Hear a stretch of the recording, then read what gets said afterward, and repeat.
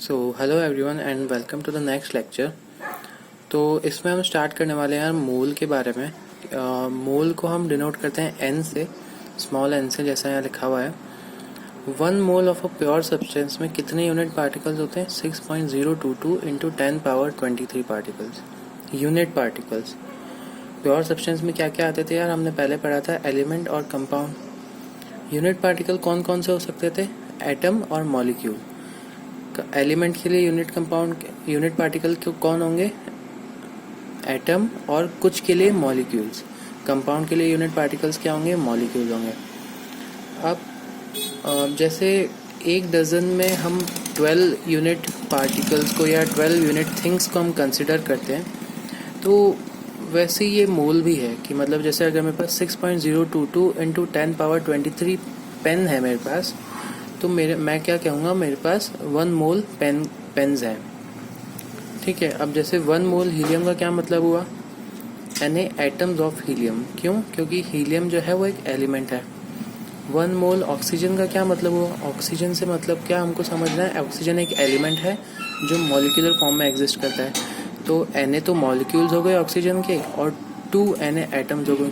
क्यों? क्योंकि एक मॉलिक्यूलर फॉर्म में 2 एटम्स होते हैं ऑक्सीजन के। तो यार अब 1 मोल वाटर में क्या होगा? Na molecules of water.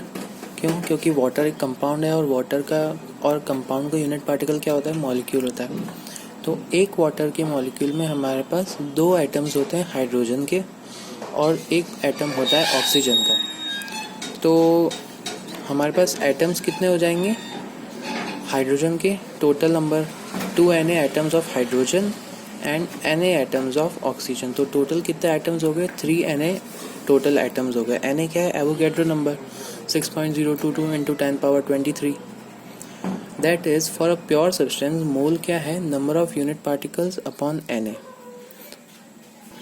इसको कैसे समझ सकते हैं यार? जैसे मैं 6 केले लेके आया मार्केट से, तो मैं घर पे क्या बोलूँगा? 6/12, यानी मैं आधा डजन केले लेके आया।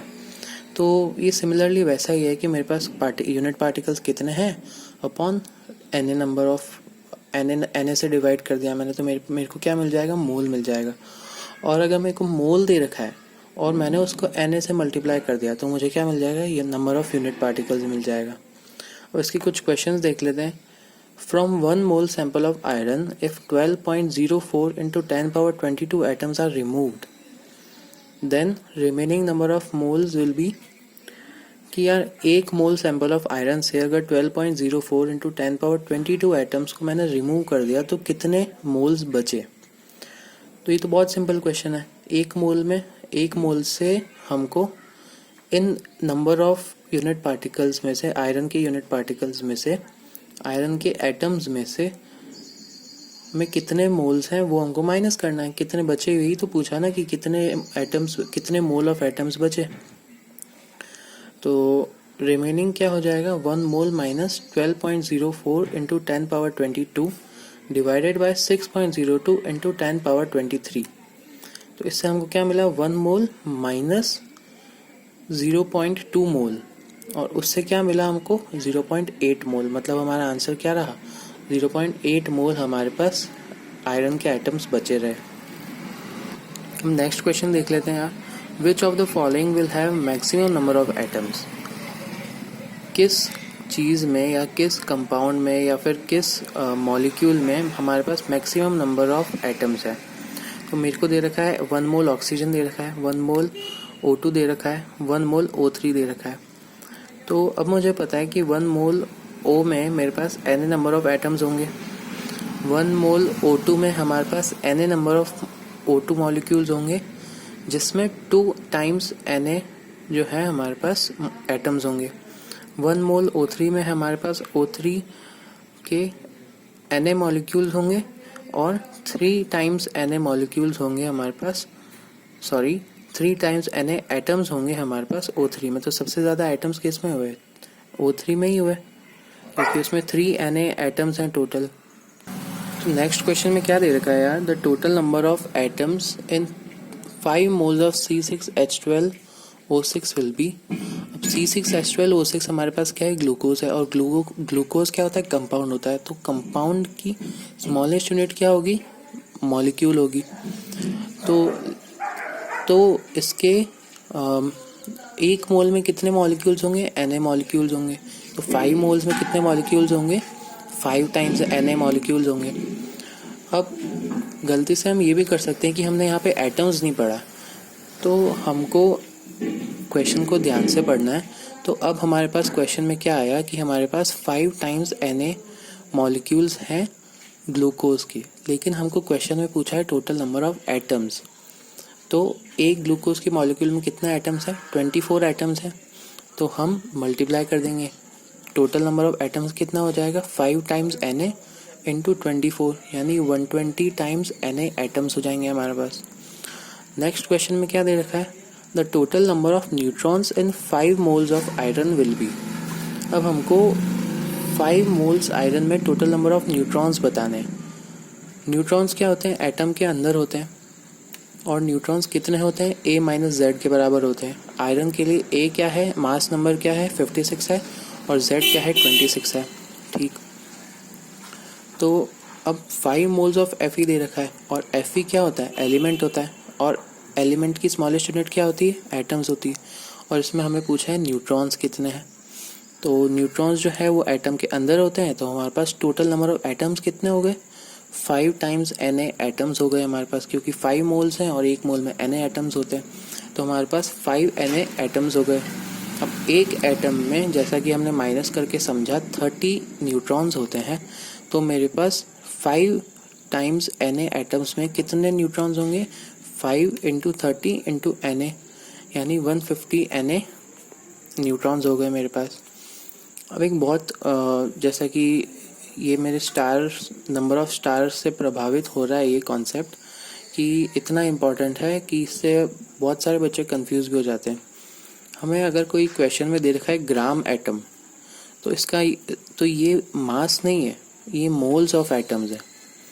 जैसे अगर ग्राम मॉलिक्यूल्स दे रखा है, तो ये मास नहीं है, ये मोल्स ऑफ मॉलिक्यूल्स है।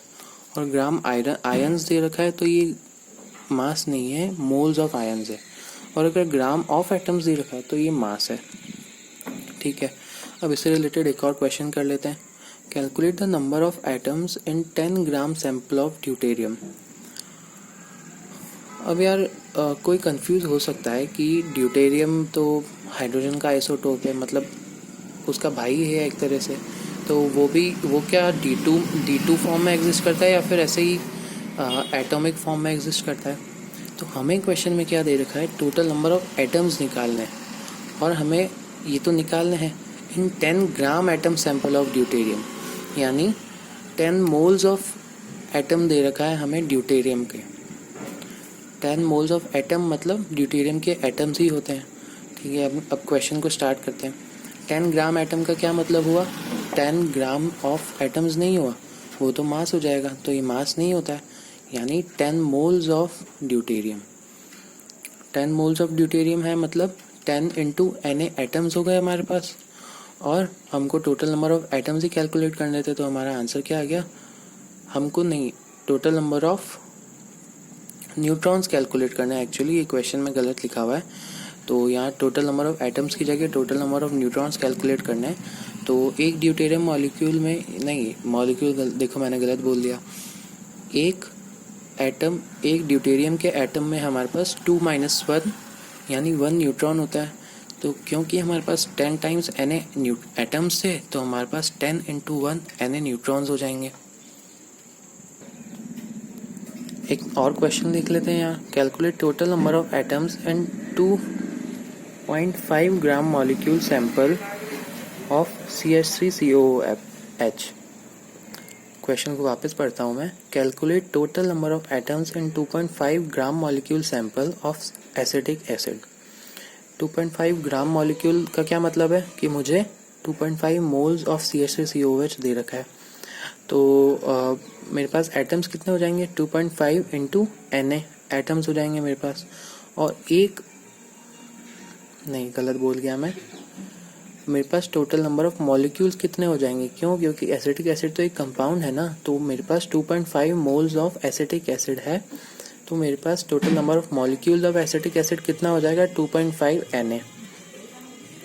अब 2.5 Na हमारे पास मॉलिक्यूल्स हैं और एक मॉलिक्यूल में कितने एटम्स हैं 1 + 3 4 4 + 4 8 एटम्स हैं हमारे पास एक मॉलिक्यूल में।